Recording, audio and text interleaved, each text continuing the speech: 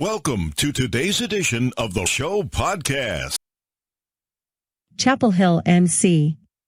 Last fall, all signs pointed to the NCAA Division I Council approving a one-time transfer waiver that would enable all Division I athletes in good standing to change schools for 2021 to 22 without penalty and therefore be eligible to play immediately. The vote was ultimately postponed in January, although an Athlon Sports report this week indicates that the Division I Council is set to make it official at its April meeting.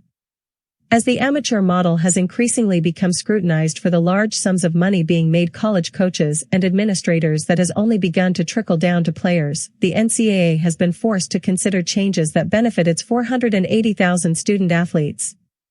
The avenue that has received the most headlines is the murky waters of name, image and likeness, although the one-time transfer proposal carries its own significant weight.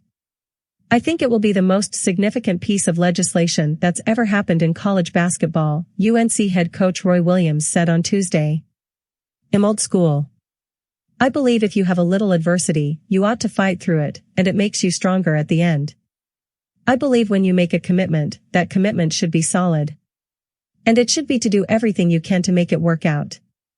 We have all, even you guys on this screen here, have seen guys come in as freshmen that were okay or not good. They were better sophomores, and they were better juniors, and they were better seniors. And they were drafted. So I think it just opens up that there's no bottom line, there's no negative. If you don't like what the coach gave you for pregame meal, you have the right to leave. I'm old school.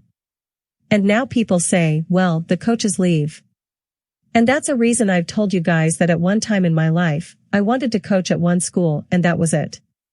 And things didn't go like that. And I've turned down a lot of jobs because I want to be at North Carolina. I didn't leave and try to find another place to coach last year after we had such a tough year. So general principle-wise, I don't like it. I understand freedom and I understand its new world and I understand that they're not my generation. But I do think there's something about making a commitment and sticking with it and fighting through adversity. In saying that, it's our world, we're going to have to live with it, it's not going to change. The horse is out of the barn or the toothpaste is out of the tube or whatever you want to say. It's a done deal. And what's going to happen next, nobody knows. But I think these are totals I shouldn't say because I don't know if it's fact, but somebody said that there were more people in the transfer portal for football than there were spots in the Power 5 conferences. And you guys may know if that's right or not. I've also heard that of all those kids who went in, 27% have found places to go. I mean, so it's just an old school, deep down belief. I don't think it's the right thing to do. You have to sit out a year. Guys have stayed around and said, hey, I'm really glad that I stayed around. I'm not sitting on the fence because I don't like it, but it's what we have and we've got to work with it. 90 comments. There are roughly 1,200 football players in the transfer portal and Williams is correct that the majority have yet to find a destination.